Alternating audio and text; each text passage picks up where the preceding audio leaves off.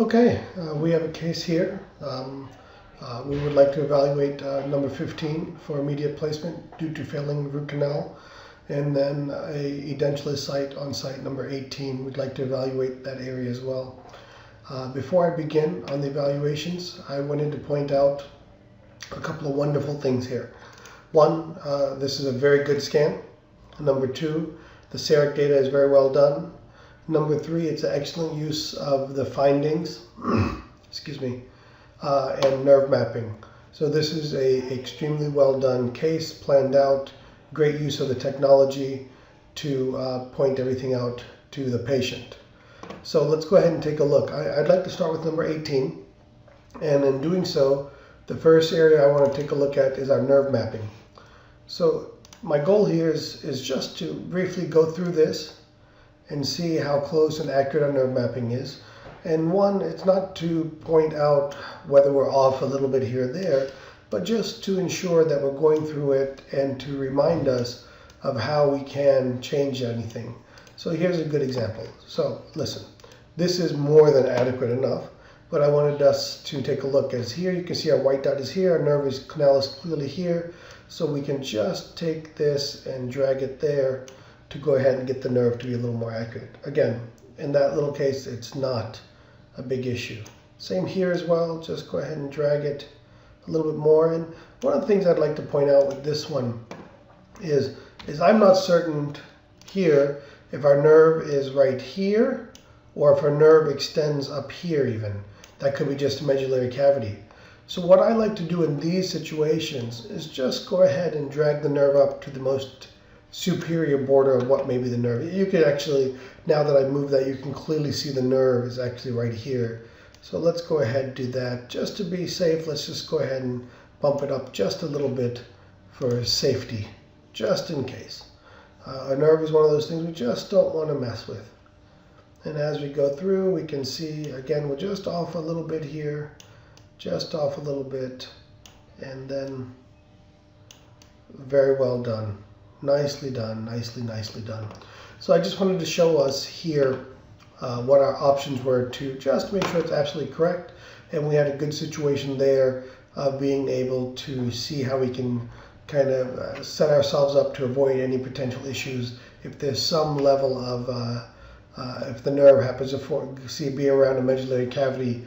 I have a tendency, if I can't clearly see the nerve, to go ahead and move it up and mark the nerve that way. So now let's turn our attention to the CEREC data. There's definitely a couple of things here that I notice. I do want to point out, again, these may or may not affect our overall result, but the goal is to point everything out. So one of the things I'm big about is getting the data as close to being accurate as possible. So if we take here, we can see this is our gingival margin right there. And then based on this drawing, our gingival margin goes way down here. So I think, relatively speaking, is we would know that that gingival margin probably shouldn't be drawn way down here, but in all likelihood, the more ideal gingival margin would be right here.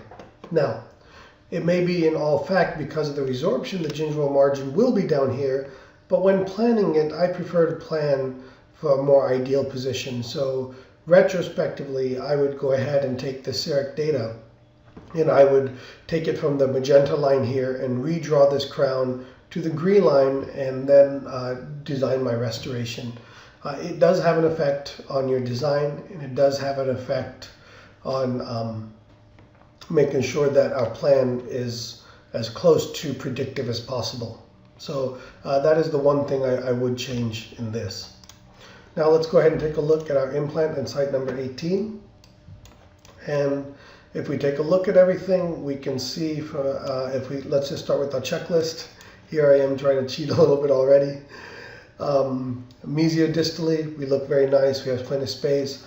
Buccolingually, we're going to come back to this a little bit. It's just not, it's not where I need it to be.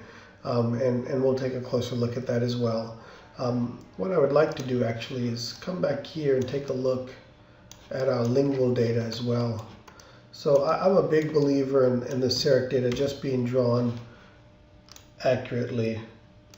So again, if we do this here, we can see where our gingival margin is, and then we have it drawn way down like that. And I would say in a case like this, we would want that gingival margin to actually be somewhat like that. So again, we want to see what all this will look like and how it'll affect our overall design. And the reason I'm concerned about that is right here, we're basing our implant positioning based on a gingival margin right here and a gingival margin right here, when in fact, just roughly speaking, our gingival margin should be more like right here to probably about right here. So we should be centered on this, which would probably be somewhere around here. Okay, so you know, it makes a difference in our overall plan. So now if we go ahead and get back to this right here, buccolingually, we're off a little bit, you know, we'll come back to that. Bone level. Now this is where I really have some concerns with this particular plan. We can see this is a traditional resorptive ridge, very typical of what happens. I'm making the assumption that this tooth has been lost for some period of time. I would say that if we were to draw our lines, that we would clearly say that our bone is just like so, right there, and we can see our cortical plate very clearly in this particular patient, right, just like so. So, you know, I would say that our bone level is probably somewhere right here. And we have our implant planned about right here. Now, I know why we planned our implant here, because we wanted to avoid having to do any buccal grafting. But more ideal placement of this implant would be somewhere, probably be about right here from a bone level. Now, the concern I have is from here is we have all of this bone right here that we either have to ostectomy, okay, get rid of, to make our parts and pieces fit. And then my other concern is also going to be the fact that now our crown is going to be X long for this implant. So again, it may or may not be an issue, but also interproximally, we have to take a look at, we have to keep in mind, how is this patient going to keep this area right here clean? Okay, so we have to keep some of those things in mind. So maybe by having the implant in the more, in the more ideal positioning like so, now you can see we can keep that a little bit more clean. Now again, the question becomes, now we have to graft this area, no question about that. So let's move away from bone level. Let's keep the plan as it was. The next thing that we're going to evaluate is our occlusal plane. And in looking at this, we can see that our occlusal plane is actually pretty darn good. We're coming out of the center of the tooth, okay, but pretty good. You know, I would say, yeah, we're pretty good here. The one thing that does stick out to me is our occlusal, our occlusal view from this perspective is like so. If I were to draw a line from here, like that, that's what our occlusal table looks like. And here you can see it's also like that. And what we do know is that in an ideal world, we would like that occlusal table to be more straight up and down and more straight up and down. Okay, so we can see that this implant is tilted incorrectly. So our fix for that is going to be to tilt this implant like, not like that, tilt this implant a little bit like so. Okay, now you guys can see the difference there. So let's take a closer look at this again. We have this. Let me re-put my drawing tool on there. There's our occlusal plane, like so. And then where we would like it to be would be more along the lines of that. And you can see here very nicely how that's a better occlusal plane. Now the question becomes is, can we achieve this without getting too close to this adjacent tooth?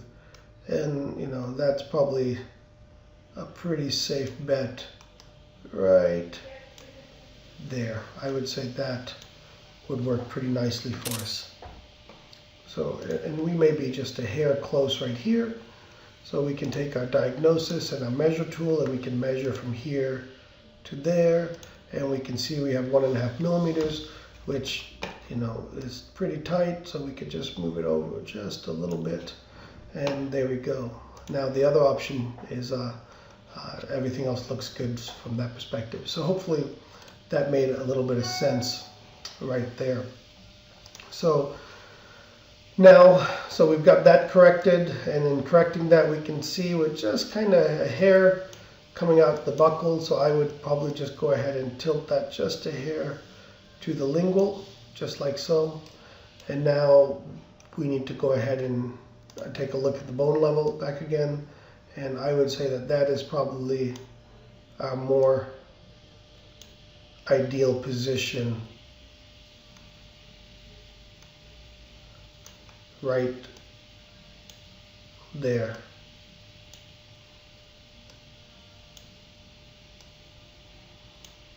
That is probably pretty close to being the perfect position for that implant. You know, this is okay. That little bit is fine right there. So, you know, these are the things that I look at. One of the other things I can look at here is in terms of checking this out, as you can see that that is pretty level right there and there, versus when we had your original plan. If we go back to this, we can see how now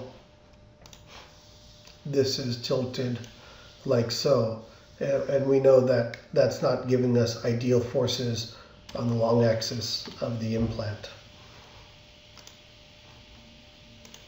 So there we go.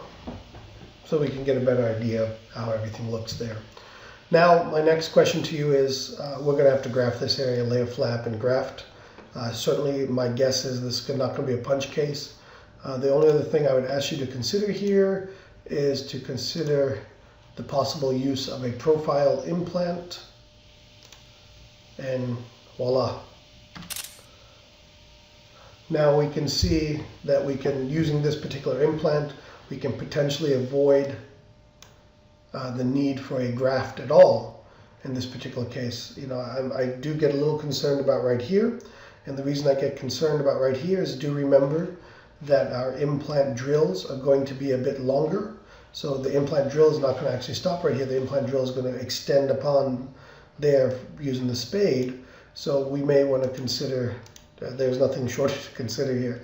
So you may want to consider doing something like so, just to evaluate that area, because again, remember there's a nerve and an artery right here.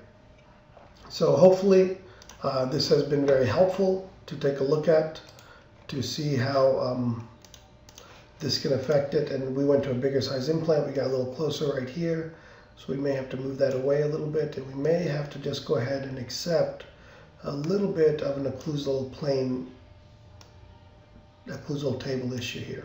Okay. So again, hopefully this is very helpful in seeing what the possibilities are, and taking a look at the different things that we can do to make this better. In the following video, we will go through tooth number 15.